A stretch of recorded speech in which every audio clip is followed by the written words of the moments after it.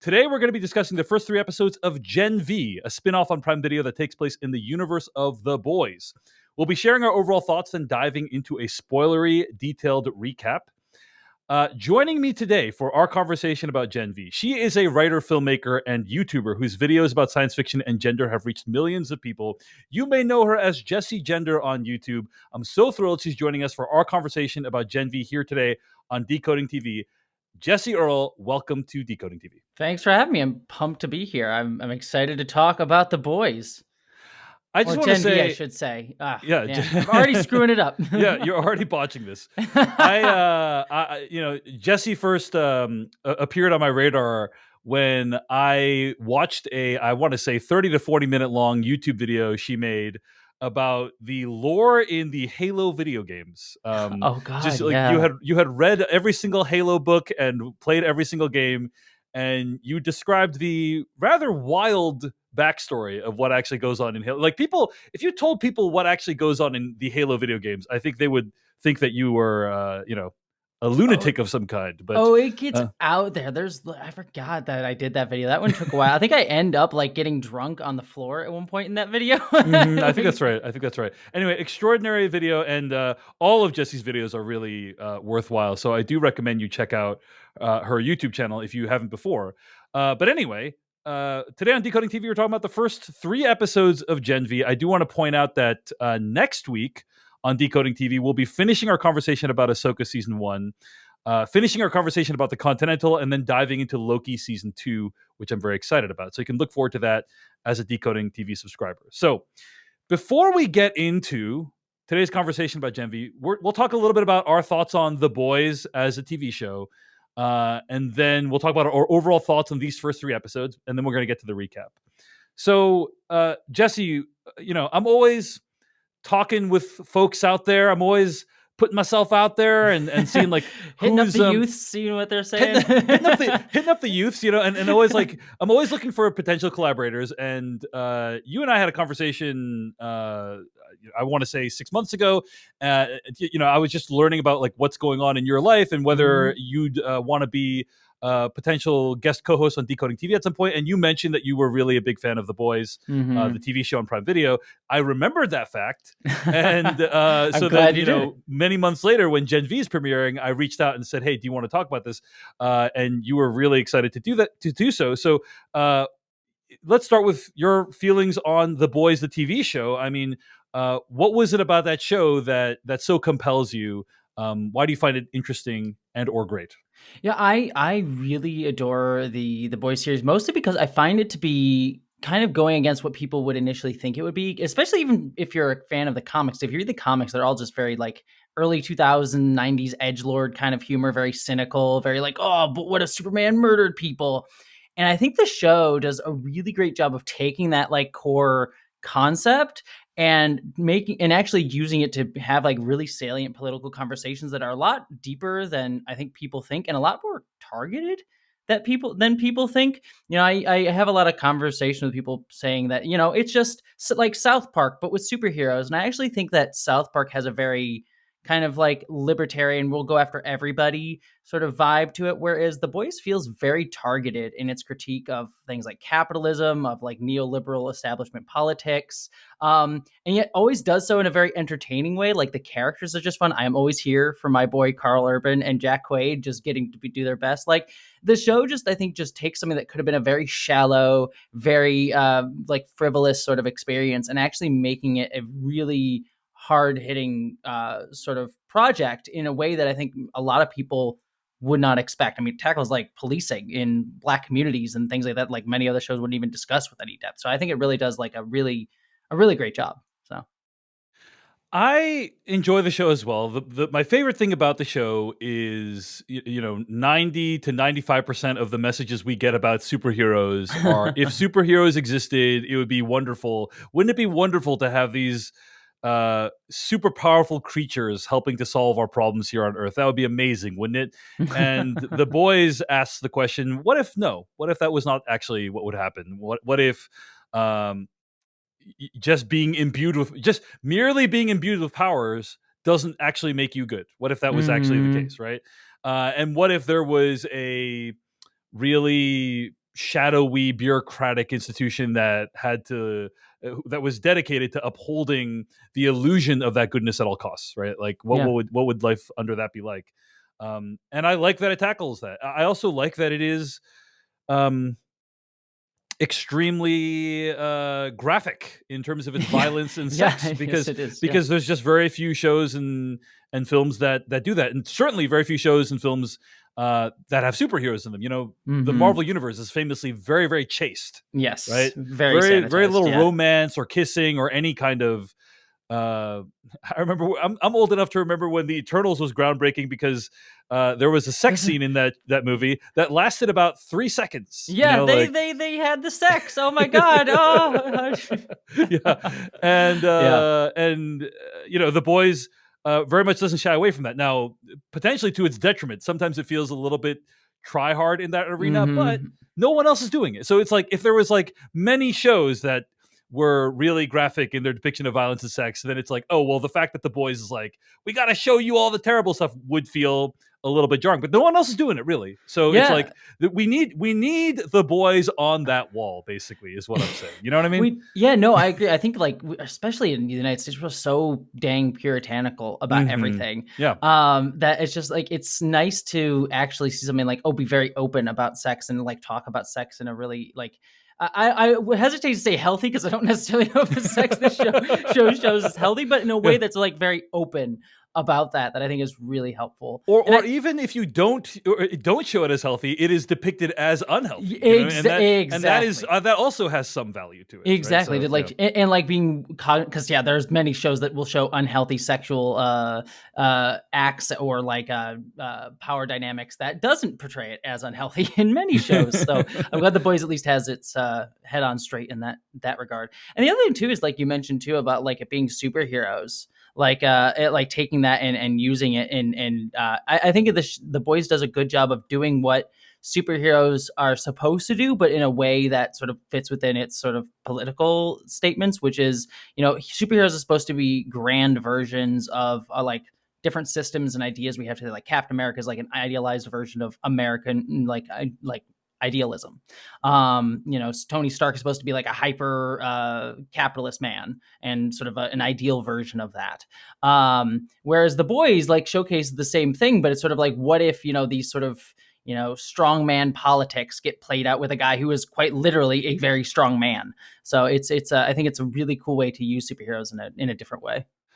Uh, on that note, one last thing about the boys, and then we can get maybe two last things about the boys, and then we can get to Gen V. But Sure. I do think that the character of Homelander is Mm. really incredible. Like it's just a really incredible character, a really incredible portrayal. Anthony Starr, I think, is the name of the actor, Yep. right? Yep. And just really a tragic figure, you know, who Hmm. uh, is one of the most powerful beings on the planet, and yet um, feels unable to obtain that which he most wants in life, you know, Yeah. across a variety of dimensions.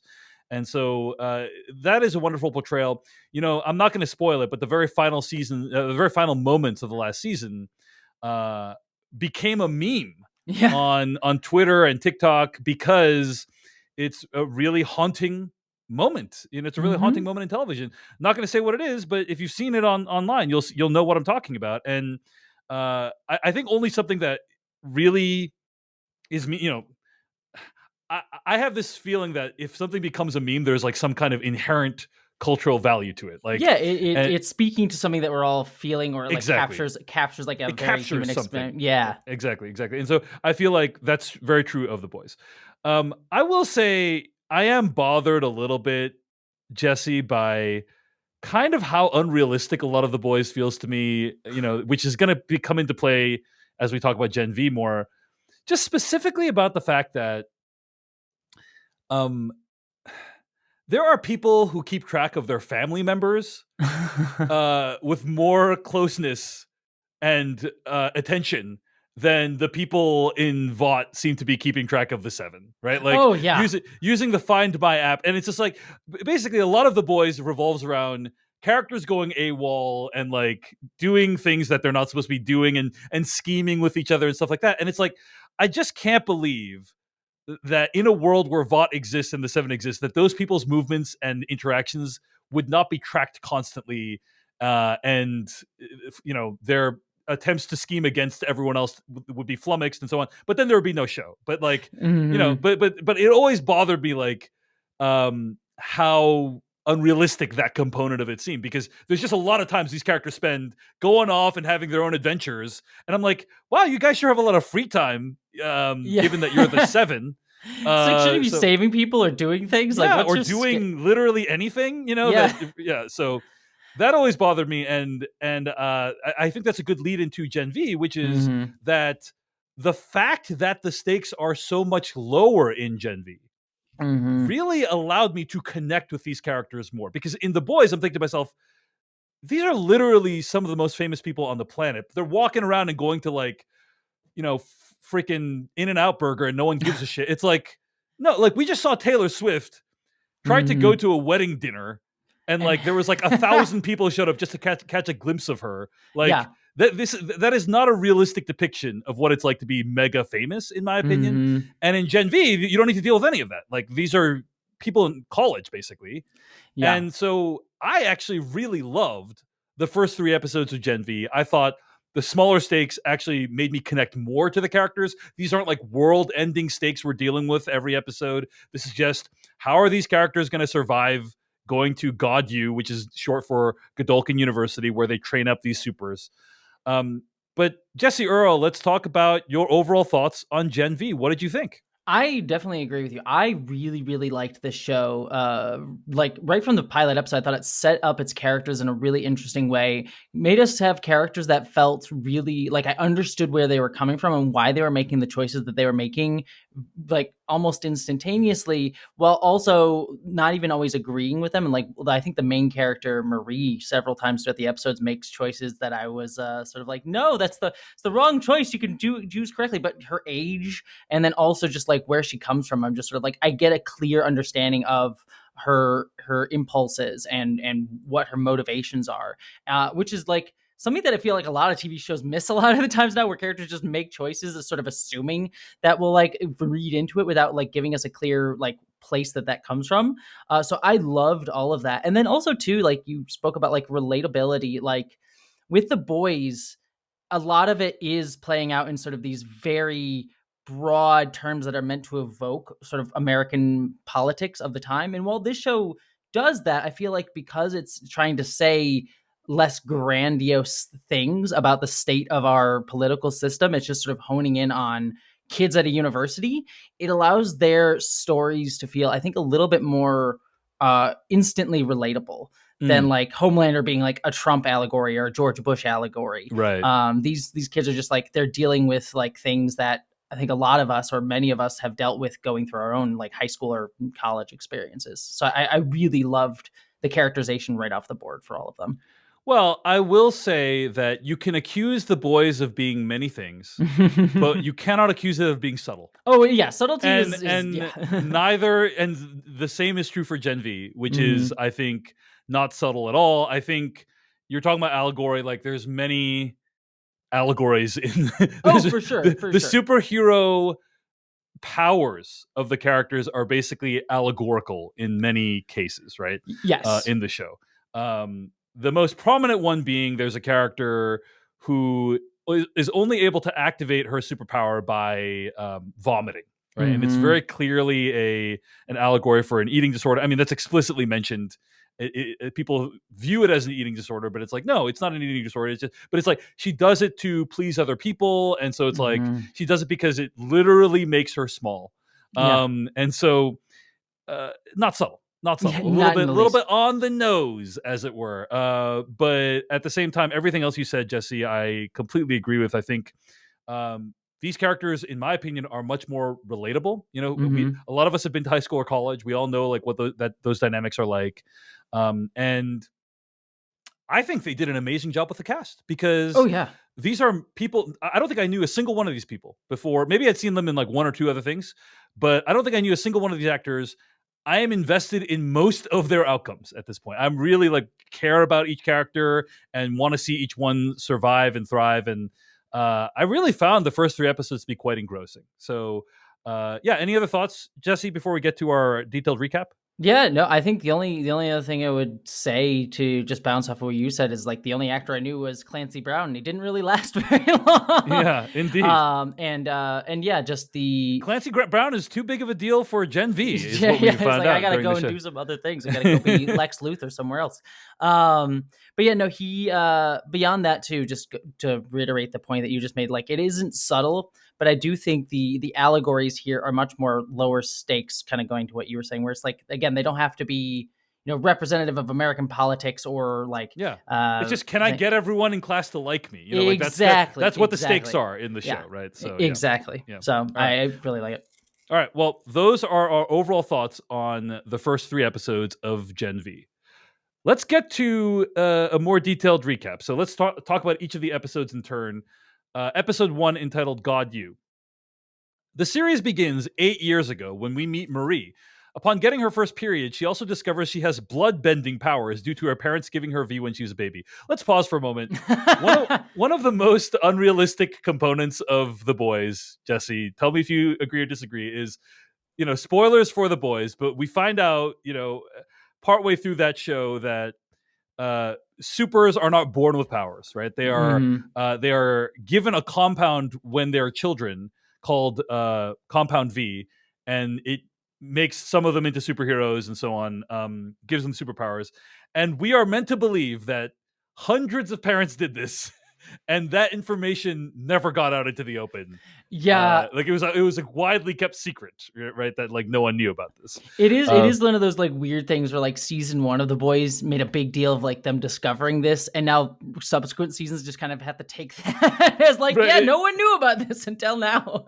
it's funny because one of the how one of the ways people like disprove conspiracy theories, like the moon Mm, landing never happened, and it's like, really, you think 1,000 people colluded with each other and didn't tell anyone the true secret of the moon land? And it's like, this is basically, the show wants us to believe that that's actually possible, right? So anyway, hmm. just another element of the show that I'm like, I find that stretches my credulity, You but find a show with people having superpowers unbelievable, I know. David? Okay. Yeah. All right, Jesse. No, That's how it's gonna be. Okay. Anyway, shocked by her new powers, Marie accidentally brutally kills her parents while her younger sister watches. Years later, Marie, having lived in a foster home, gets accepted to Godolphin University, the premier superperson university. Before attending, she's warned that if expelled, she'll be sent to a Vought adult facility, essentially a prison for superhumans. Marie hopes to put her head down and become the first black woman in the Seven, even stopping a seemingly meth-addled student from escaping who is ranting something about the woods. Yet she finds she has been relegated to the Performing Arts School, despite her failed attempt to convince famed School of Crime-fighting professor Richard Brinkerhoff, played by Clancy Brown, to let her join his class.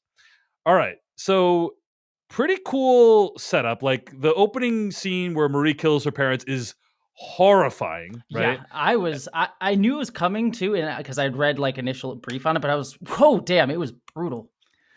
Yeah, and especially because like after her mom is killed, that's already like traumatizing. But Hmm. then the way her dad is killed too, like it comes afterwards, and you think, oh, maybe he's gonna be okay. No, and then imagining the damage that would do to your whole your relationship with your sister if like she Hmm. knew that like you killed both your parents and made you an orphan. It's just a lot of stuff to deal with in the first like 10 minutes of the show. And we are forgetting she had her period too. Like it's just like if that isn't a metaphor for what puberty is like, Hmm. Hmm. murdering your parents. But yeah, no, Yeah, it was very effective. yeah. I liked a lot of the stuff with setting up the school and like the Hmm. the promo video. Like that all seemed very accurate, and I like the kind of verisimilitude there. I think that one of the things that's interesting about The Boys and The Boys universe, and therefore the Gen V universe, is it's like our universe. Like it's kind of like our universe, but slightly different, as opposed Hmm. to Marvel definitely takes place in our universe, and DC is kind of like Gotham, and that's not really, it's like our universe adjacent. But this is Hmm. like there are people in this universe also refer to pop culture works Yes. in our world, like PewDiePie, who catches some strays in this episode, and also Riverdale. Like they'll Hmm. reference things that we know about, which I thought was kind of interesting. So Yeah, anyway, I always find what they choose to reference and what they choose to change very fun, because they have like so you think you have super talent, I think was also yeah, briefly right, mentioned. right, yeah, So yeah, it's yeah. like, oh, that one gets to be different. We don't have regular talent shows anymore. Right, right, and they have Dawn of the Seven instead of the Avengers. I think there's Hmm. no like MCU in this world as far as I can tell. So, Yeah. anyway, anything else you want to say about the first part of episode one, Well, the thing Jesse? that we'll talk more about it later, but I did find the ranking system that they set up at Mm, Godolkin University to be really interesting, and like how that rank is established. Because in I'm thinking of like anime where you have like schools with people fighting each other. It's all done by like how many fights you can win. But here, kind of reflecting the political critique of The Boys overall, is just it also like takes into account how many social media followers someone has.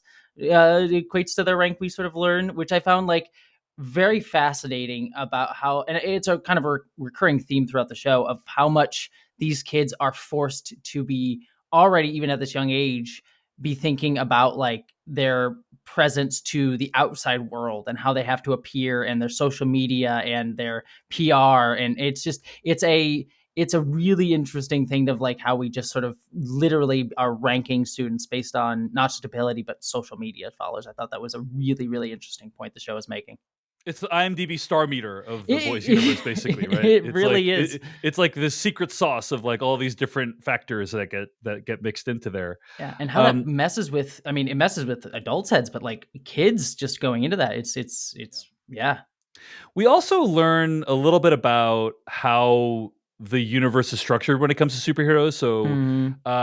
one of the characters at one point says, only 5 kids from the class will get a city contract, and I just thought that this is kind of a cool concept, a cool idea of like, oh right, like each city maybe has like a super that they like contract with, right? And they're paid money, Mhm. and they're like, so and Phoenix Jones is like the Seattle, superhero, and like so and so is the Poughkeepsie superhero or whatever, right? And then like there's only very few of those contracts, and everyone desires them, right?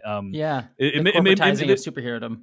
there's this kind of stratification of like those are the elite, they can actually do the crime fighting, and the rest of people basically just look good on camera, right? And that's kind of what Mhm. they do. So I thought those are all like interesting, rich world building moments, in my opinion. So Yeah, um all right, so shall we move on then? We that's true. soon Yeah. we soon meet Marie's fellow students.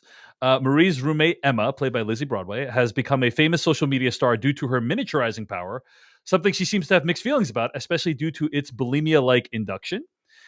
I'm going to pause here for a moment, Jesse. I thought about you because those who don't know, you know, they're Jesse is, in my opinion, a big deal on YouTube. I look up to Jesse when it comes to her YouTube status, and um, there's a scene in this episode Mhm. where Emma, the miniaturizing girl, needs to like meet up with other sort of actors in the theater program or whatever at the school, and everyone starts complimenting her on her YouTube status. They're like, "Oh, I love your channel. I love your stuff." And then she's very embarrassed by it. She feels very embarrassed by it. She's like not happy that they're doing that. Now, part of that may be because we later find out what her relationship is with her miniaturizing powers. But Mhm. I was wondering, like, is part of it just like she's ashamed of being a YouTuber, And I guess I was kind of curious what your reaction was to that scene.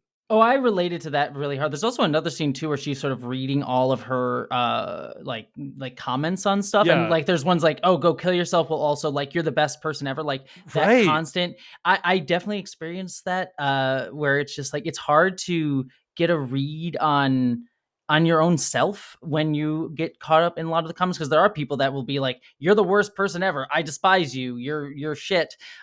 Versus like And then you're literally the next comment yeah, is, you you have changed my helped, yeah, life. you You have helped me say get through a difficult time in your life, right? Like, or in my exactly. life, right, Yeah, right. no, and so I've experienced that too. I mean, I'm a big in the Star Trek community, so whenever I go to a Trek convention, there are people that stop me all the time. I'm always like, "No, I'm not a big deal. Like, I'm just here, just a Trekkie like everybody else. I just dance for your amusement on a camera." So yeah, it's an interesting sort of like embarrassment that's just like you're proud of what you do and what you've made, but you're also sort of like don't wish to be venerated when or like put above other people, which kind of even ties into the larger point of the boys, right? Of like these people who are put on a pedestal through their like their value in some sort of ranking or to a corporation or something like that. It's like a miniature. Again, it's a more relatable version of I think the themes that the franchise has always sort of been dealing with.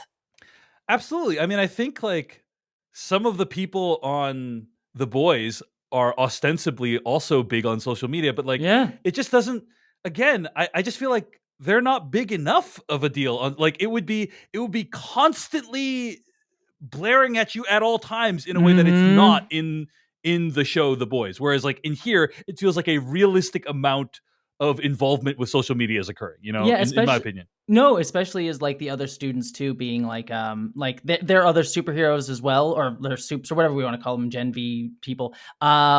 They would be more aware of these things too. Like for me, when I go to like I never get recognized like at all. Like if I'm on the street, no one recognizes me. But if I go to a Star Trek convention or like a queer like group meeting, I will get recognized all the time there.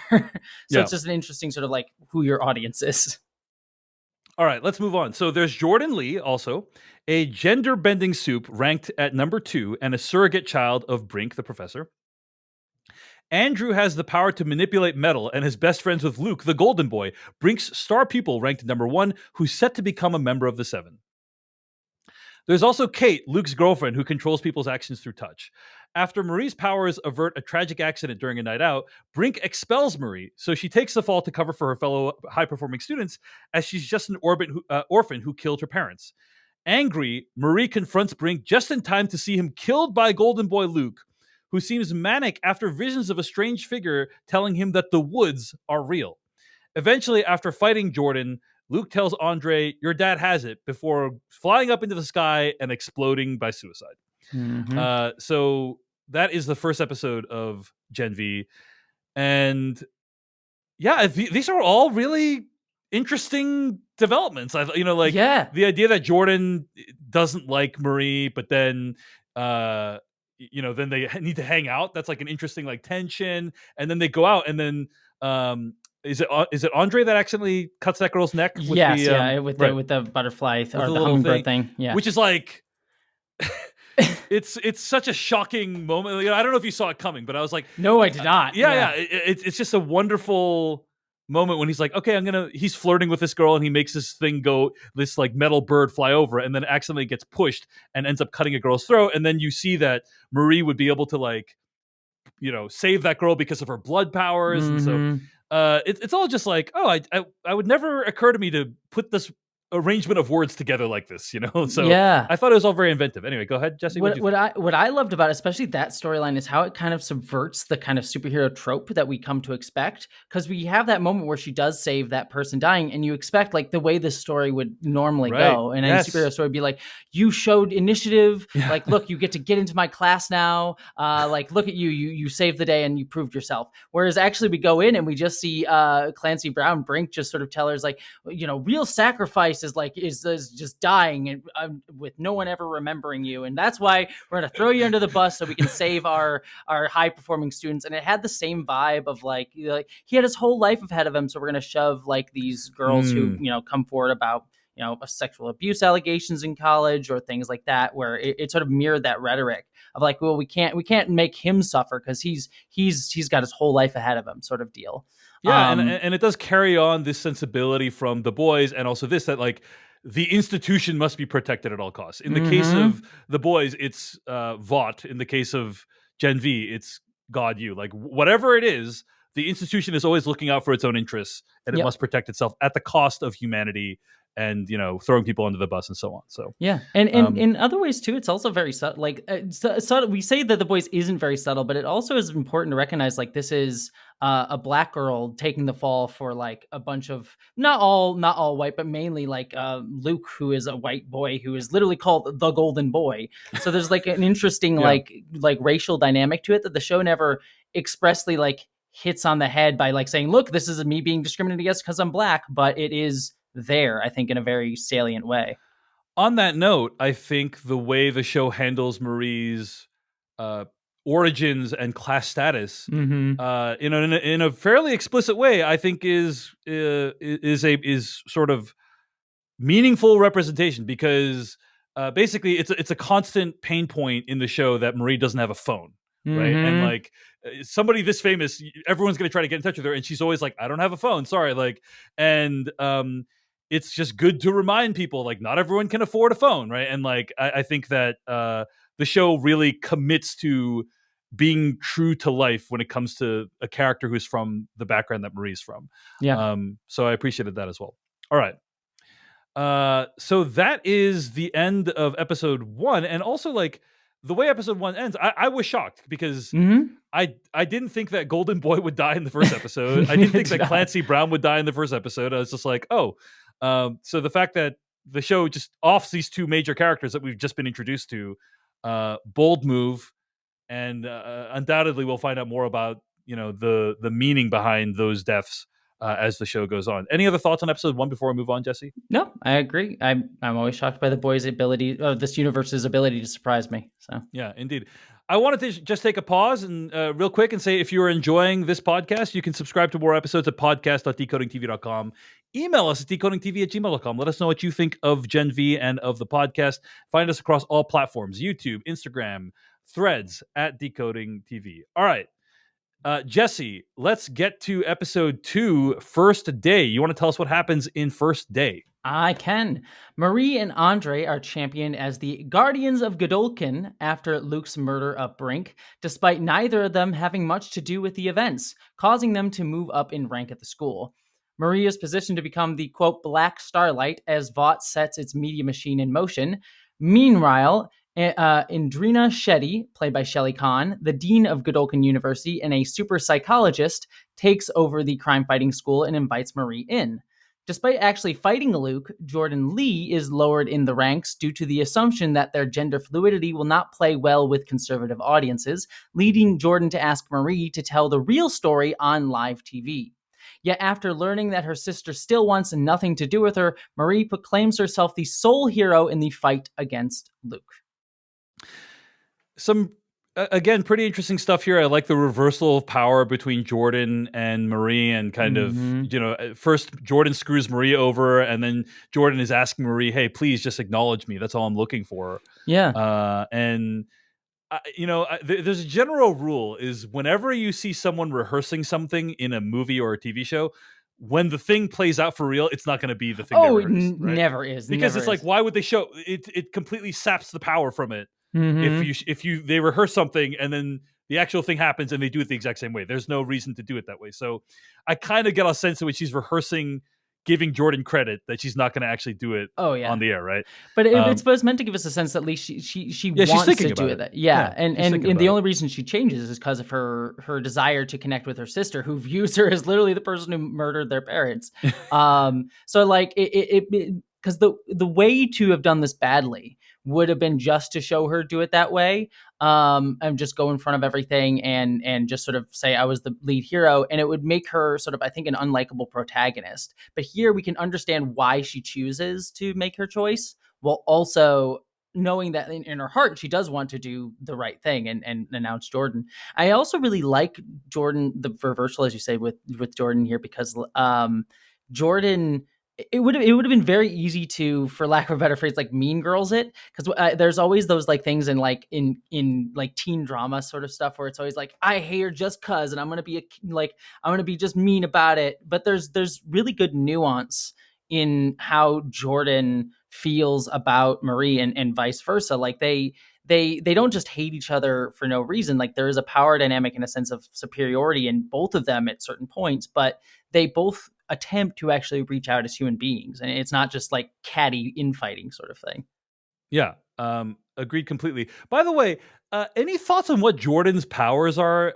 Obviously, Yeah, I was thinking about that too. they have the ability to change gender, like into different personas, but evidently they also have super strength is kind of my sense, or like Yeah, super invincibility of some kind, right? That's how they're able to face off against Golden Boy and not die immediately. yeah. There's there's Um, some there's some level in this show of they do a generally good job of showing how powers work, but there's not always a good clear communication about it. There's even later on this episode, there's like was it Kathy the who can like manipulate people's thoughts. Like she passes out at one point because she overuses her powers, which wasn't like ever showed to us as a limit before then. right, So it right. kind of rings a little bit hollow when that happens. So it's always weird. I was sort of like, oh, I guess Jordan can take on Golden Boy. I guess that's a thing that can happen here. I guess someone can conveniently pass out when they've used their powers. To, Yeah, like yeah, yeah. yeah. But I don't know. I don't know, Jesse. That didn't bother me too much because it's not like when you introduce yourself, you're going to be like, "Hey, I have the ability to move my blood around, and also." If I do it too much, I die, or something like they don't. Oh, They don't necessarily explicitly state what it does. You know what I'm oh, saying? So I think I agree with you completely on that front. I think because again, the bad way to do it would just be someone say like, "Let's all introduce each other and have our like." You could have seen a scene where someone did that. It's like, "Let's all go around and introduce ourselves and have some professor do it." And I like this way we're just sort of drawn in. But when there's like an emotional or like climactic hinge point based on that of like the character passing out, it feels like it wasn't set up enough for me to like then invest in it happening here because it just sort of comes out of nowhere. yeah, yeah. Other thoughts on this whole sequence of events. So, I think that the show's view on the boys and Gen V's view on the media is a very acid take, right? Yeah. It's not like the media is this wonderful institution that can speak truth to power. It's always just a tool of the institutions that need to be defended, right? Mm-hmm. And we see that here, like the media is being manipulated just to bolster the basically bolster Marie as the guardian and also help the school, by extension help the school raise money, right? So like Mm-hmm. uh and certainly we see kind of our share of that as well in the boys TV show as well. But the on that note, the other thing that this show explores, I think, pretty well is how people's identity and struggles can be commoditized, right? Like Mm-hmm. what your identity is, the fact that you're a black person, the fact that you are um, you come from a certain background, the fact that you suffer from an eating disorder or something people perceive as an eating disorder. Like there's ways we can turn that into money, right? Yep. Like Mm-hmm. and not only can people, but they will take every opportunity to do so.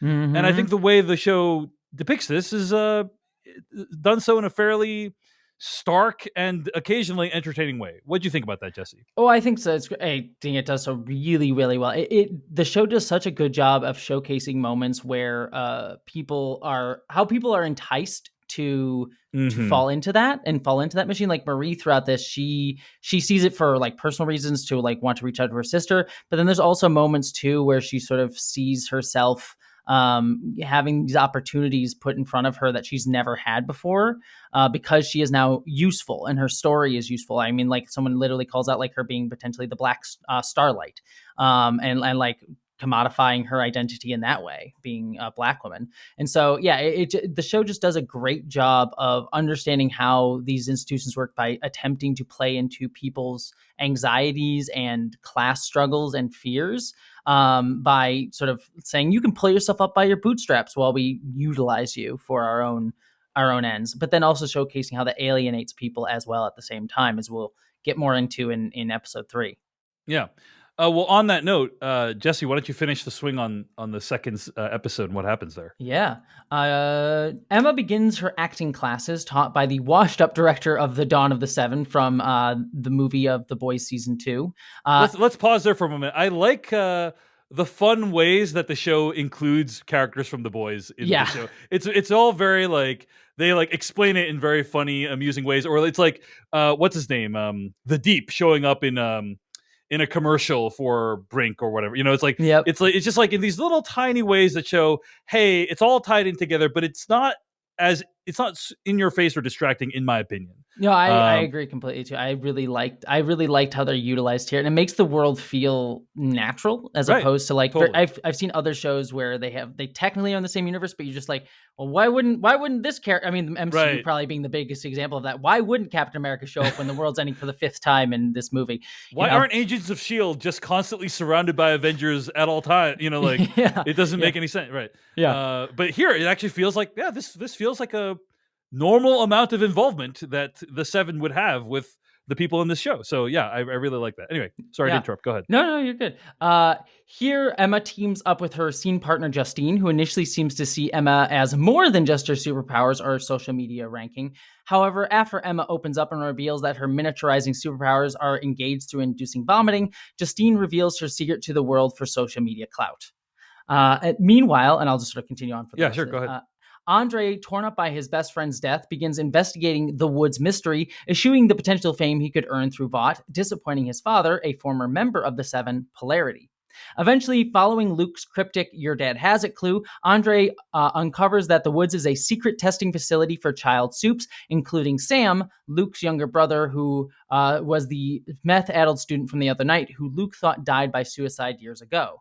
Andre follows mysterious soldiers destroying evidence, but is nearly captured until he is saved by Kate, who collapses from overuse of her powers. A lot of developments on that plot line, but let's talk about the Emma and Justine plot line. I'm just gonna say, I feel a lot of sympathy for the kids these days, Jesse. I mean, The uh, youths, you for the understand the youths, youths. for the youngins, you know, because a variety of reasons. First of all, like a lot of what you do is just online Mm-hmm. now. Like you live Mm-hmm. in public in a way that I'm gonna guess you and I never really did when we were growing up, Jesse. Mm-hmm. And yes, so just what Justine does in the show is reprehensible. Like she not only co-ops Emma's story, she like uh, does it under the guise of social Caring, justice, right? yes. Does it Yeah. under the guise of like, look at how good of a feminist I am She by makes herself revealing this. small. She makes herself small for the male gaze, I think Right, is something akin to what she says. right, and that's like it's a very prominent thing that's happening right now on social media, I would argue, where there's a lot of people who, under the guise of social justice or propagating the proper way of feeling and behaving and believing things, they in that process do things that are terrible. Like Yeah. that is a thing that is happening every day, in my opinion. And I think this really gets at it, you know, a little bit on the nose when she's filming her apology to put it online too. Yeah. But yeah, I feel for and here's the thing. As much as Justine is a terrible person, I understand why she's doing what she's doing, because the incentives are aligned for Justines to Mm-hmm. succeed in the world. And that is what is said. Right. Go I ahead. mean, Anyway, go ahead, Jesse. it goes ties into what we were talking about earlier, right? About like how the institutions are all there to sort of commodify people's identities. And I think what the Gen V is trying to connect here, because we get some level of social media stuff in the boys, but here it's a much clearer, like, look at how people are being taught to commodify themselves through social media, which also ultimately serves the same institution. Like we do YouTube stuff, we commodify ourselves, but YouTube gets a cut of it. So it's like, it's how we're training ourselves to do that commodification of our own identities and other people's identities ourselves for gain and clout. It's a nice mirroring of those two themes that is sort of brought down to that level in a way that's relatable to the youths, as they say. Indeed. I'm sure they say it that way too. Exactly. Um, Yeah. Am any I other thought? overusing the youths joke? Is that proof that I am not the youths? Any thoughts on the Andre storyline? I mean, we can talk more about it in the next episode, but Yeah, I think it's probably better to talk about it more. Oh, sorry. I will say I think that the way Kate uses her power, like every time Kate uses her powers in this situation, in this show, it really bothers me. Because Mm-hmm. I'm like, what does anything turn that off? Like, you know, she's like, she tells a guy to hit himself in the balls with a baseball bat. Um, and it's like, does that guy ever stop, or does he just do that forever until he dies? Like, what is the end game for those people, right? Like, does it Yeah. just wear off after a while? Like, I don't I don't know how it works. Presumably, I mean, I'm basing it. There was another show. I think there was like a cartoon show. I can't remember what it was, but there's a cartoon show where there was another character who had a very similar power, and people will just do it until they die. In that version, I feel like it's probably the same, considering what we later learn in next episodes. Like, Right. yeah. And so I feel like it is interesting to see how, because she said something about like, oh, I'm all about consent.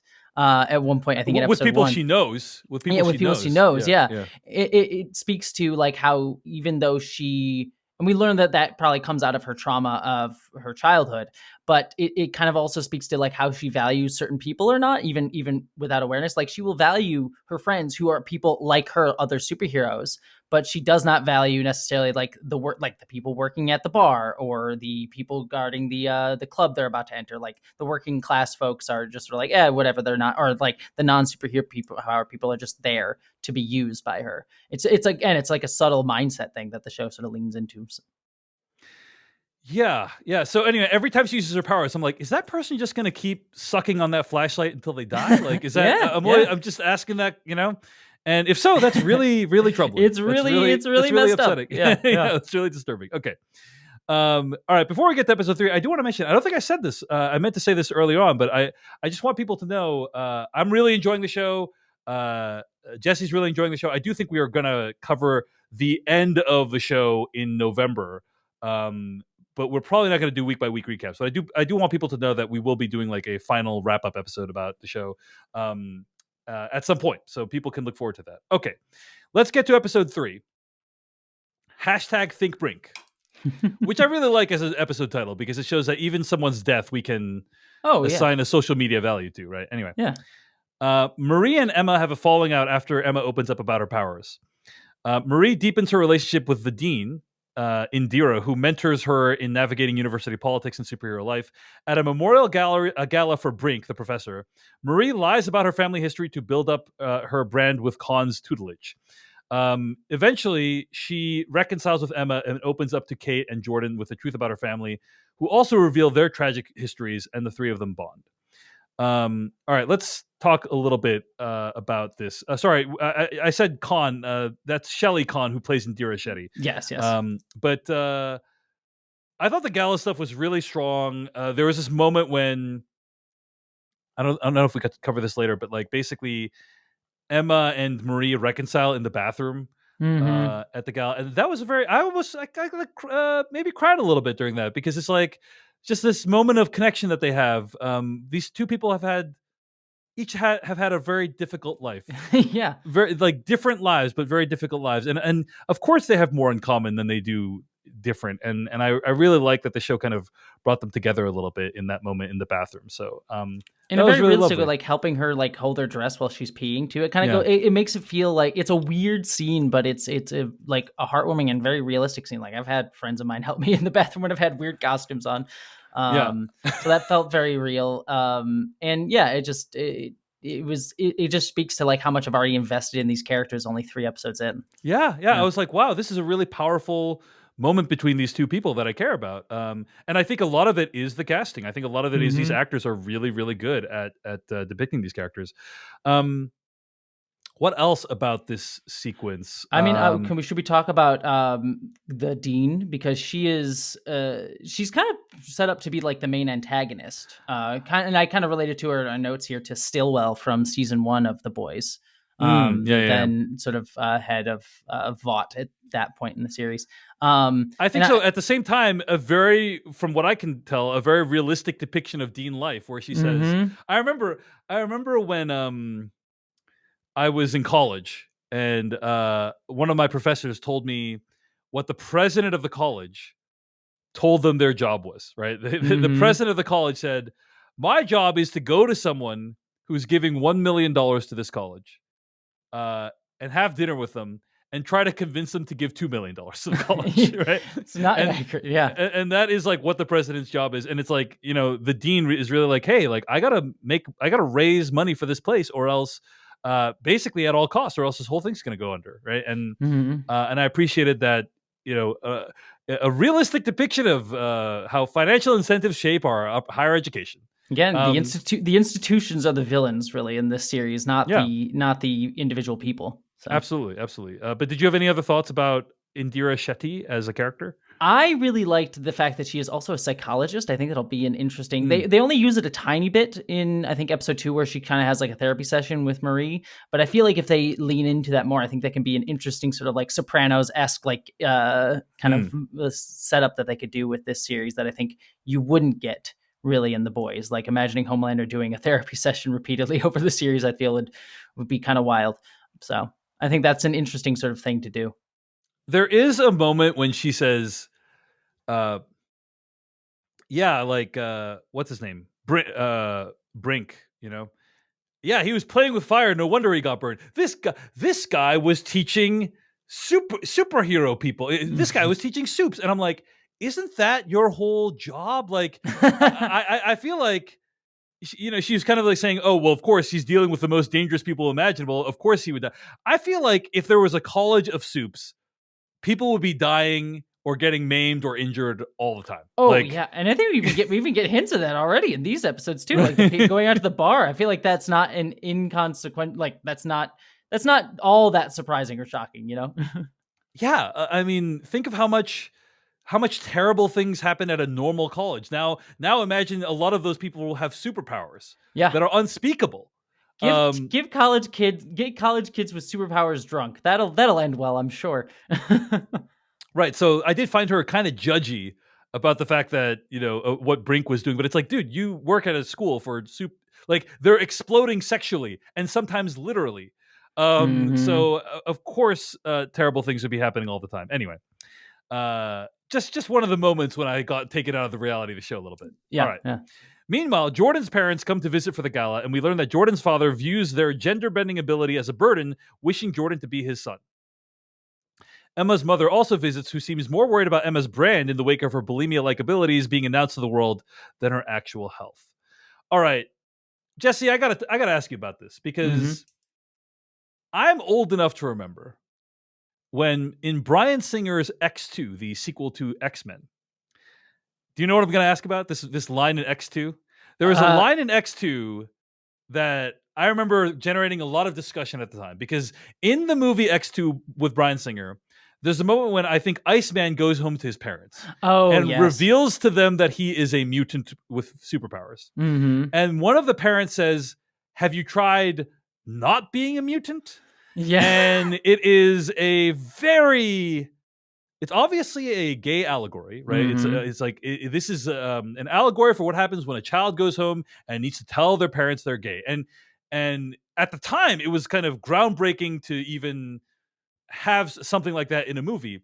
But the line "Have you tried not being a mutant?" was very clunky. Is a very clunky way to do that because it just makes the allegory super obvious, right? Hmm. And uh, and I remember there being a lot of chatter around that, like people supportive of the idea of coming out to your parents, but like not supportive of allegories being super clunky, right? Yeah. And Exactly. Yeah. It's and very I'm on the nose, sort of. Yeah. right, and I'm curious like how you felt about that here because it does feel like Jordan, a character who can literally change their gender at will, um, and basically their parents struggling to deal with it, is clearly an allegory for a trans child, sort of dealing Mhm. with their parents' relationship to it. How do you feel about how the show handled that? I actually think it is handled really, really well. Especially given the fact that it is both literal and allegorical at the same time, because it's very clear. Like the father at one point makes this allusion, she's like, "I'm not a bigot," and so and also there's I think at one point one of the characters like calls out that Jordan is going to be lowered in the ranking because they are sort of non-binary, gender fluid. Like there's prejudice against trans individuals even in the world of the boys, which you And could throw and up to, and Asian trans individuals. and That was yeah, another. They threw that's the Asian in there too, it, just for good measure. So exactly. So showcasing like that, those biases in there. So it is a literal representation of those things. But what I really liked about this depiction was how realistic it felt in the sense that there are a lot of I experienced this from doing a lot of the advocacy work I do for trans in like trans discussions is there are a lot of parents who will be like, oh, I accept you, but I feel like I'm losing the boy or the girl that I always dreamed about. Like this sense of like mourning the loss of what they expected for their child rather than seeing their child for who they actually are.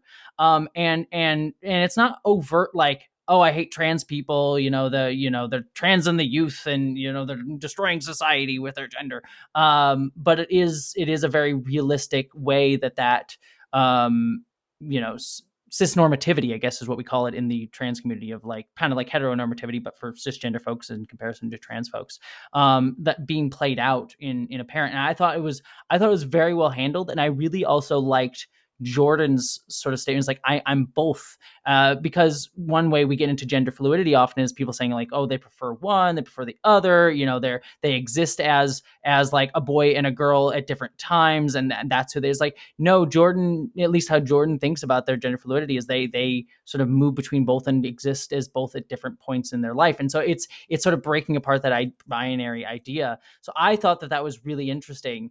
And I'd be curious to see the show sort of play with that more, because there is sort of a binary presentation that they play with. And I'm curious if there's any aspect of like a non-binary presentation that the show may go into at some point. So I think there's a lot of room to go with this.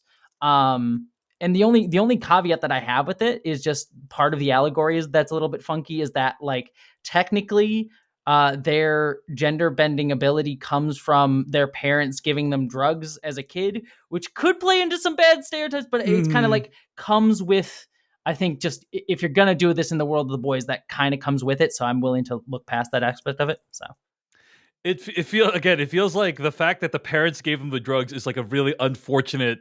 Yes, like point of it. A really unfortunate plot point they have to deal with. It's like, it's the allegory would be so much cleaner without that component to it, right? Yeah. But the father needs to bring up like, oh yeah, when I gave you those drugs, I didn't think they'd do this. It's like, oh right, exactly. Oh I'm reminded. Oh right, you did this. Sorry, but it's like, yeah, it's really, yeah. Go ahead. The way that would work, and I hope they make it clear, is like Jordan. They can do this at some point in the later. It's like Jordan would always have been some form of gender fluid, regardless of the drugs, and the drugs just happened to bring that out.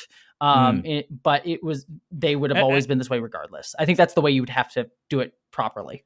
Yes, the drugs bring that out. And also give them some kind of invulnerability of some kind that we're not sure yet. Yes. That we're not sure what it is yet.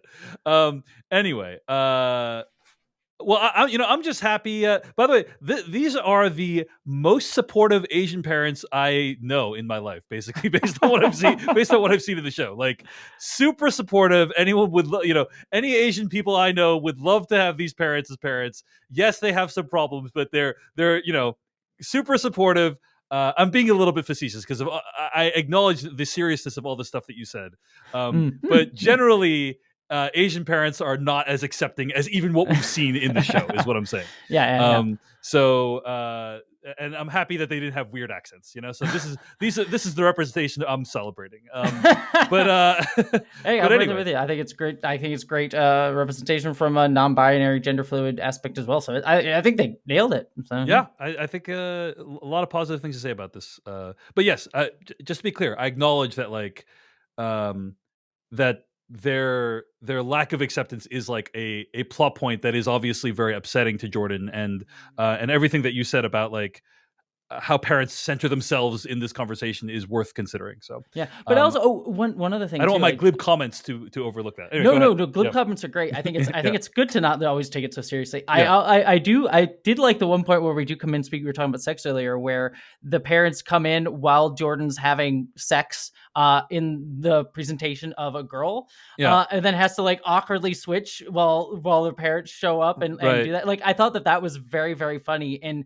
also very realistic to a trans experience. I've had similar situations without getting too deep into that, but it finds like, yes, there's discrimination. Yes, there is a very serious topic being dealt with here, but there's humor in it too, and like weirdness that just goes on as well. That I think is trans stuff is a big thing right now, obviously for many different reasons, but like I think there's room to have like humor in that while talking about the serious aspects of it. Absolutely.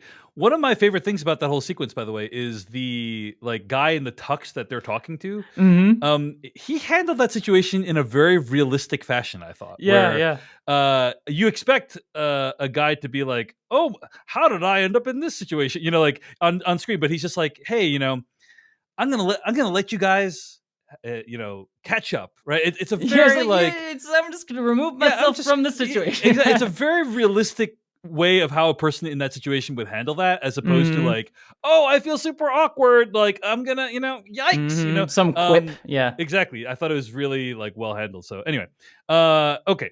So despite his growing relationship with the more hesitant Kate, Andre continues his investigation into the woods, eventually revealing this to his father, who seemingly knows about the facility and tells him not to talk about it with anyone. Um, Andre eventually recruits Emma to sneak into the woods where she finds Sam. The two hit it off as Emma lies to Sam about Luke to get him to wish him to leave, leading Emma to kill a guard to save Sam just as more guards burst into the room. Cut to credits. This plotline took place a little bit quickly for my taste. Like Yeah. it's happened.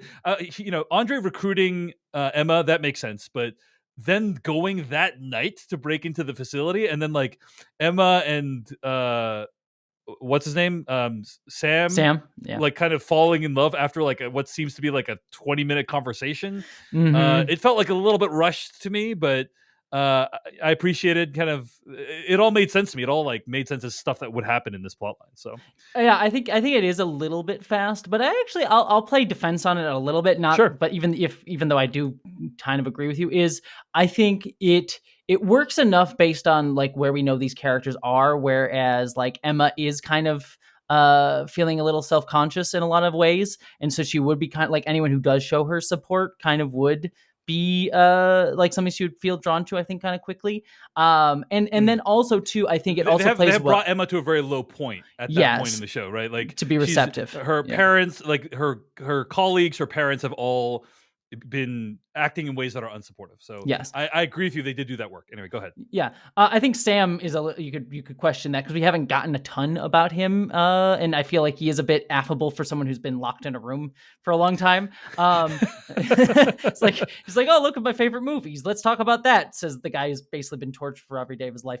But that being said, I will also chalk it up to the actors' chemistry is really off the charts. Like that is what really sold it for me, is that their back and forth felt very real, especially considering the fact that presumably I would assume Emma, the actress, is not really there, considering she's small. So I'm assuming she's playing that on a green screen, or it has to Yeah. be, because it was very well acted, and that's what sold me on it.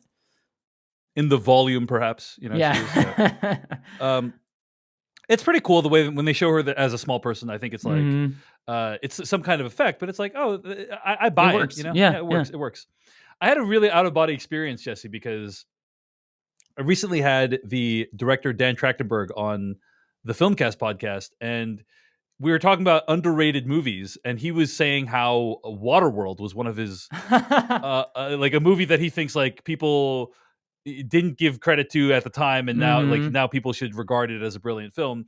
And I yelped when this guy said my favorite movie is Waterworld. I actually texted Dan right away. Dan, of course, directed episode 1 of The Boys. Hmm. So I don't know if he Had some influence. I don't know if he like I don't think he did. I don't think he like This uh is his long game. He's just like, I'm going to bring Waterworld back. I'm going to put it in everything. but I texted him. I was like, I can't believe, like, because we literally just had recorded that podcast like 2 weeks ago. Mhm. So the fact that Waterworld was the big reveal of this guy's favorite movie, I just thought was incredible. Do you have any thoughts on Waterworld, Jesse? I Are you a mean, Waterworld fan? weirdly enough, it's just that weird Waterworld summer, I guess. But I was literally just at Universal Studios Hollywood. What was it, like 2 weeks ago? I think something like that. For my partner's birthday, and we went to the Waterworld show that they have there, which is actually really excellent. It's a very Right. fun show. So I think there's just something in the water. World. Yeah. In the water world. Waterworld. Yeah. Yeah, Yeah. I do think Waterworld is slightly underrated. Like, I don't think Yeah. it's by any means like a work of great art, but I think it got a worse reception than I think it deserved. So. That was one of those movies where I think people I've described this happening. There's been a few times during my time, observing this industry, where there's just been a huge pile on, like a dog pile, where like people sense blood in the water, and like all the Yeah. journalists like go at this movie. So a couple of other examples.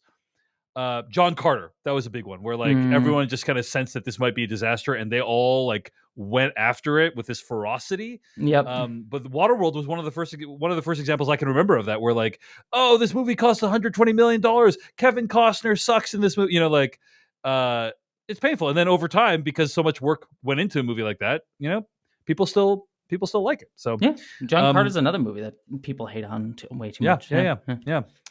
yeah. Okay. So I think that's basically it in terms of the plot details of the first 3 episodes. Um, I thought the way the final kill happened was appropriately Boys-esque. gruesome. Yeah. It's just really upsetting to consider. Yeah, you wouldn't want some person running around all up in your head, right? That would be very No. upsetting, right? No, not at all. Um, And it speaks to I like the practical effect too, because they have Emma like pop out of his ear, just yeah, covered in blood, and yeah. like that poor actress had to be like just soaked in it. I'm sure it was a very good effect. Yeah, yeah, yeah. So you have a section in the notes called "Random Thoughts," Jesse. I just want to make sure one of the random thoughts we didn't get to is in the very first episode. Emma miniaturizes herself in Hmm. order to have sexual intercourse with a guy, and like is Yeah. literally hanging off of her penis, off of his penis, and you see everything. You Oh yeah, see nothing you see nothing the is hidden. texture of the head of the penis. You see like the texture of the testicle. Like everything. Um, and it's a lot. And I was like, you know what? It wouldn't be The Boys or a show that took place in the universe of The Boys without some extremely graphic nudity. I think. Yeah, I really, and I mean this like jokingly, but like it's also seriously too. Like I also do appreciate that it is like penises, and we don't like Yeah. have a bunch of like breast shots or things like that, and not to be like the sort of like, well, we need to, not like the Game of Thrones things, like we need to do it to boys too. But it's like I am of the school of like it's fine to objectify women in certain regards if the story calls for it. It's just that only women are objectified in our Right. film, and so having a chance to sort of like showcase nudity on a guy's side in a very like relatable like actual way, instead of it being like, ooh, look at his dick, isn't it a thing? Like That's my it's reaction, by the way, when I see a yeah, dick. Is, yeah. ooh, Ooh, look at his dick. ooh. Ooh. It's every time I see one too, every that's time, me. every time Yeah, I see yeah. one. Ooh, look at his dick. Um, But yeah, I do like the casualness of the dick, as they say. yeah, I was gonna say I don't know if objectification is what I would call it. Yeah, but It's I mean more it doesn't make casualness. it Yeah, it doesn't make it seem desirable. Let's put it that way. yeah, yeah.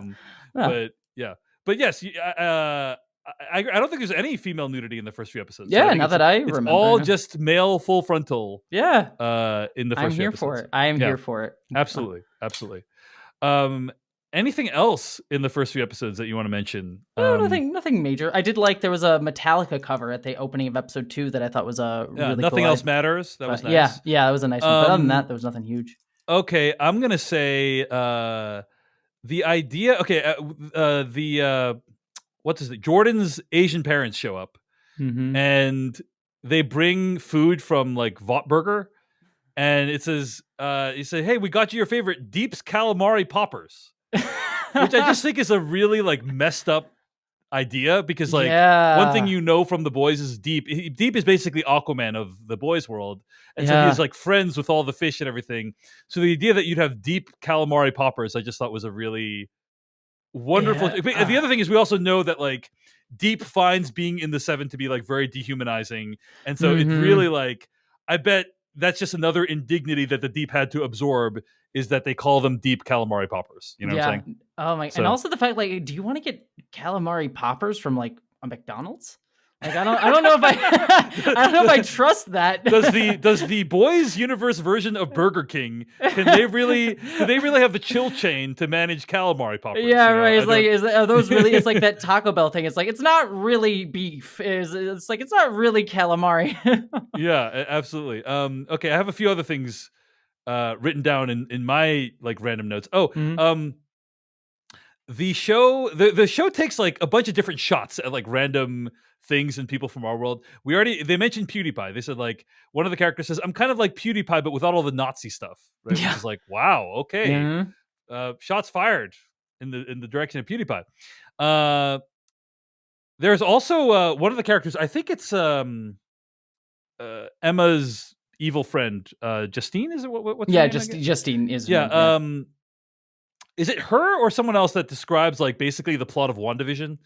Oh, It's does like she? Yeah, maybe it's she not Justine. does. Maybe it's like another character. It's a character at the theater table, or maybe that is Justine. But like, she's like, yeah, I was in the show where like that covers 70 years of sitcoms, and tells the story of grief and loss. And I'm like, oh wow, that's kind of taking a shot at WandaVision a little bit. Yeah. I don't What? think. Yeah, yeah. Go ahead. Oh, I was just gonna make us like, what is WandaVision but Marvel persevering? Yeah, nice. Absolutely, Yeah. absolutely.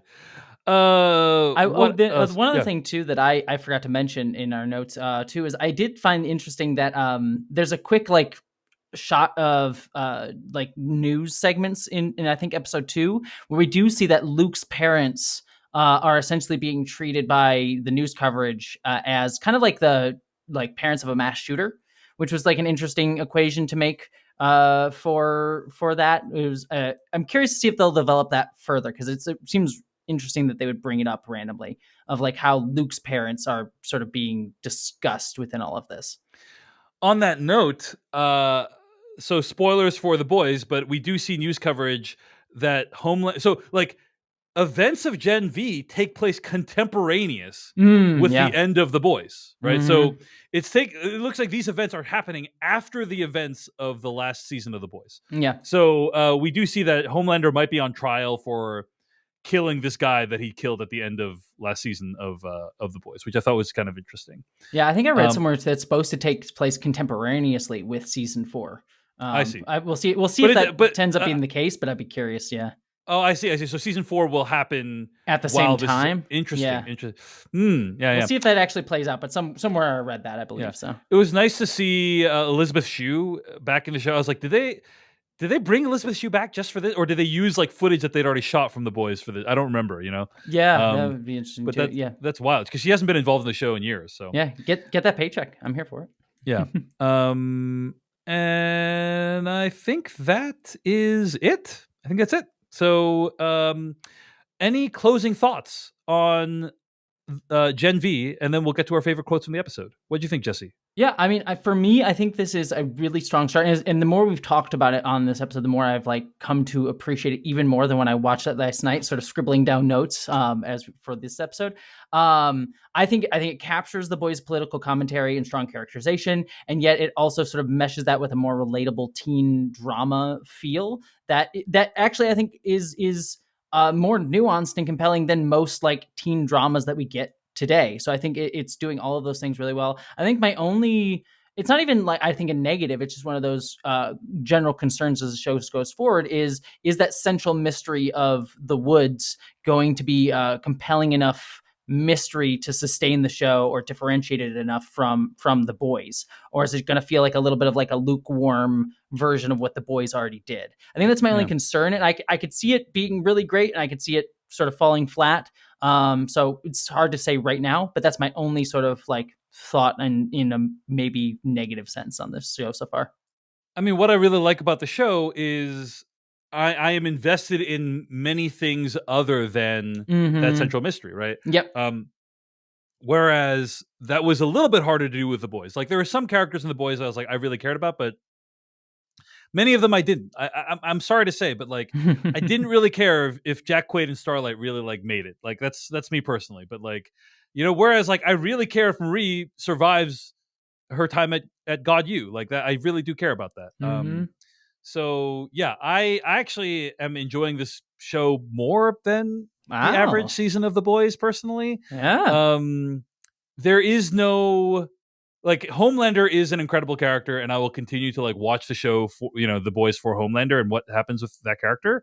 But so far, I'm really into Gen V, and yes, some of the allegory is very clunky and on the nose, but the characters are characters I really care about, and that's really hard to do. So big fan so far, and I am looking forward to seeing where the show goes. I will tell you, um, this is a Decoding TV exclusive, Jesse. Ooh. Okay, so I sent out a thread today at threads.net/@DaveChensky. And I talked about how I really liked Gen V. Mm-hmm. And I got a message from someone who worked on Gen V. Oh, dang. And I'm not going to say who, because I don't have permission to reveal any of this, but they said, here's the message they sent me. So I said, hey, I threaded out. I said, hey, really, really a fan of Gen V, and I find it in some ways more engrossing than the boys. And they said, quote, it only gets crazier from here, ! End quote. So all right, that's a Decoding TV exclusive, right? Like I know not many people would have guessed. I thought it would have probably gotten tamer from this. Yeah, point you thought it was going to onwards. de-escalate. Yeah, from this point. as most stories do, as they head towards their climax. Yeah. That's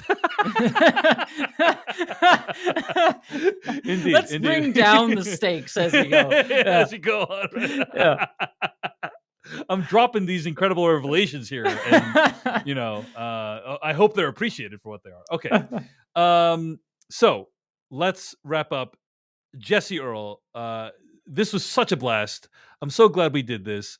Where can people find more of your work on the internet this week? Yeah, I am on YouTube mainly as Jessie Gender. That's where I do my video essay type of things that I sort of alluded to earlier. So you can subscribe there. I have a secondary channel called Jessie Gender After Dark where I do sort of reviews. So if you liked my review here on Decoding TV, I also do reviews of things like I'm reviewing Star Trek Lower Decks, Ahsoka as well. I'll be reviewing Loki as well. So if you want my thoughts, I do that all over there. I also am on Nebula, which I know some of the creators that you've also had on this show have been on as well. And I bring them up just because I am currently working on a short film that is going to be a Nebula original that they're funding and going to be distributing. That is a science fiction kind of cyberpunk film that I sort of describe as The Matrix meets Severance. That's going to be starring some cool people like John Delancey from Star Trek is going to be in it. I saw that. Very cool. The guy who plays Q in Star Trek is going to be in Jessie's short film, so that's very exciting. Yeah, so very excited about all of that. So if you subscribe to Nebula, that does support that film and all that, and hopefully it'll be a fun film when it comes out. We're filming later this month, so yeah, that's pretty much everything. And then I'm on all the social medias, the artist formerly known as Twitter, Threads, Instagram, all those things. All right, and find more episodes of this podcast at podcast.decodingtv.com. Email us at decodingtv@gmail.com. Again, a reminder, next week on this podcast, we're going to be covering Ahsoka Season 1, Loki Season 2, The Continental, wrapping up Season 1. So a lots more to look forward to. All right, Jessie, Earl, favorite quote from the episode? I have to say, even though it is offensive, a bi-gender Asian with pronoun fuckery, try selling that to Dallas or Fort Lauderdale. Yes, indeed. Always be selling is kind of what the people at Gen V or God U want you to be thinking about.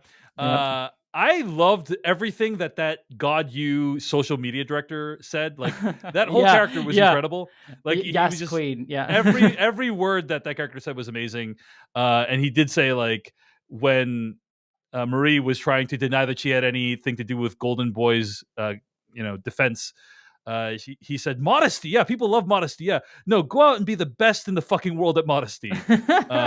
One of his many amazing lines. So it felt like something right out of Succession. Indeed. Quote. Yeah, great stuff. Okay, this has been an absolute blast. She is Jessie Earl. I am David Chen. You're listening to Decoding TV. Until next week, we'll see you later. Goodbye.